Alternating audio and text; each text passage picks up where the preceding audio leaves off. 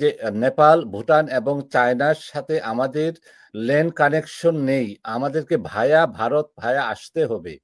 তো অতএব আমরা কিভাবে পাবো সেই ইলেকট্রিসিটি ট্রান্সমিশন না, লাইনটা? এটা তো ভারতের সাথে তো আমরা যুদ্ধ ঘোষণা করিনি, বা ভারতের সাথে এরকম পর্যায়ে আমাদের রিলেশনটা কি ভারত তো গেছে এর যে আগেও আমাদেরকে রিফিউজ টেরিটরি করেছে দিবে যে না? নেপাল আর না, থেকে এগ্রিমেন্টই আনার আছে, জন্য। আমরা ল্যান্ড টেরিটরি ইউজ করতে পারবো, এটা ইন্ডিয়ার সাথে এগ্রিমেন্ট আছে।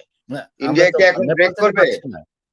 হ্যাঁ, আছে নেপালের টেরিটরি। যে আমরা একদম নেপাল পর্যন্ত ইন্ডিয়ান টেরিটরির উপর দিয়া আমাদের ব্যবসা বাণিজ্য, আমাদের প্রয়োজনীয় ফরাদ ভাই, ল্যান্ড ইউজ করতে হবে, ইন্ডিয়ান ল্যান্ড। নেপালের সাথে যে চুক্তিটা ফরাদ ভাই, সেই জি, চুক্তিটা হলো নেপাল 40 মেগাওয়াট পাওয়ার তাদের ন্যাশনাল গ্রিড লাইনে সাপ্লাই দিবে এবং ন্যাশনাল গ্রিড লাইন থেকে ভারত করবে কি তাদের ন্যাশনাল গ্রিড লাইন থেকে আমাদেরকে সাপ্লাই দিবে সেই 40 মেগাওয়াট।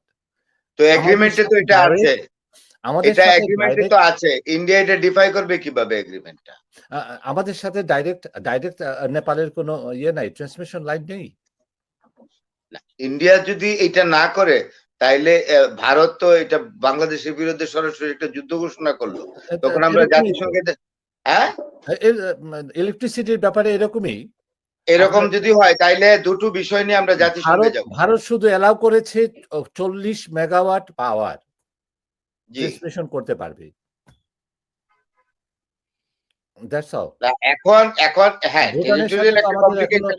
ভুটান তো দিতে চাচ্ছে আমাদেরকে ৫ টাকা পার কিলোওয়াট। কিন্তু হ্যাঁ, ভারত তো এখানে তো বাধা দিচ্ছে যে না, তাদের ট্রান্সমিশন লাইন ব্যবহার করতে দিবে না।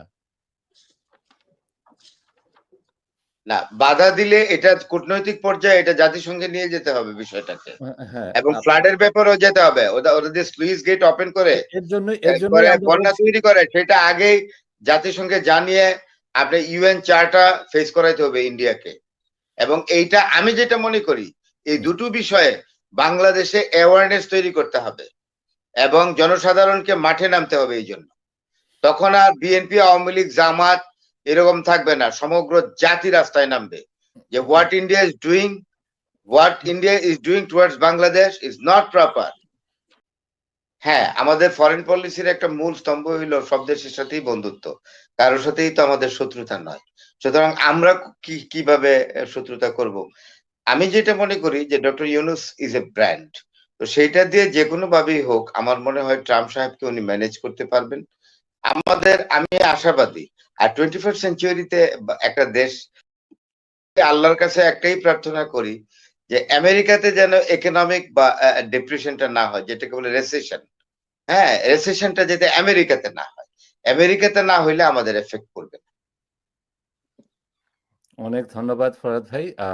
আমি আশা করছি যে সরকার সেই পদক্ষেপগুলা নিবেন যে আগামী যে ইলেকট্রিসিটির সমস্যা এবং বন্যার যে আগাম আমরা বিভিন্নভাবে সংকেত দিয়ে যাচ্ছি, সেই সংকেত আমাদের এই চ্যানেলের মাধ্যমে আশা করি যারা বিভিন্ন দায়িত্বে আছেন যে বন্যা এবং বিদ্যুৎ ও জ্বালানি মন্ত্রণালয় সেদিকে খেয়াল নিবেন।